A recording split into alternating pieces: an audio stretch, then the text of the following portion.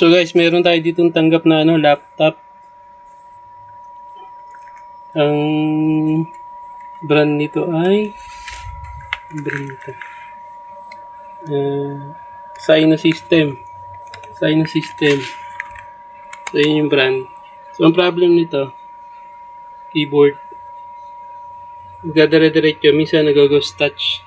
Kahit wala kang pinipindot, may nag-a-appear na letter. So naghanap ako ng keyboard replacement nito. Kaya lang wala talagang available sa online. So ang gagawin na lang natin dito, sabi ko kay customer, gagamit na lang ng external keyboard. Tapos i-disable tong internal keyboard. Ang problema, kasama yung power button sa keyboard. So pag nag-disable tayo ng keyboard, dapat hindi natin masasama yung power button kasi gagamitin natin yung pang power on.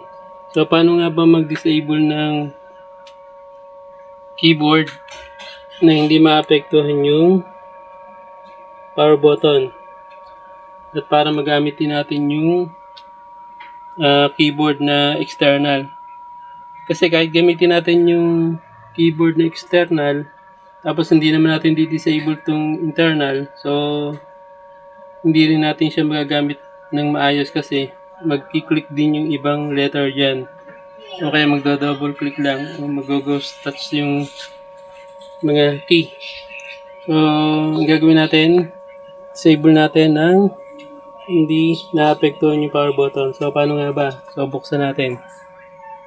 So, yan, nabaklas na natin yung cover. So, hahanapin nyo lang dyan yung kanyang flex ng keyboard. So, ito yung flex ng keyboard. So, kung makikita nyo dyan, meron yung dalawang kahiwalay. So, possible ito yung connection ng power button. Gagawin natin dyan, tatanggalin natin itong flex.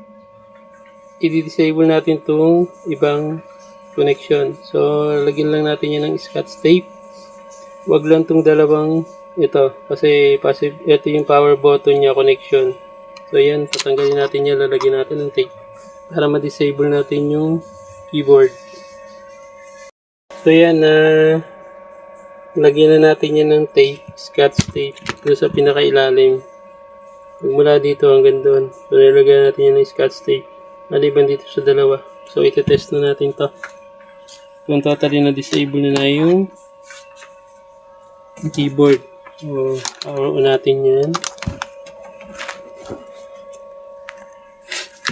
Kailangan natin yan. Papower on natin kung yung power button ba ay hindi talaga na disable. Medyo malabo yung ating camera. Ito.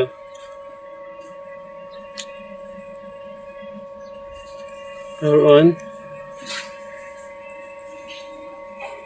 Power on, umilaw yung button. Ay, yung ilaw, yung power indicator. So, ayan, mayroon tayong display.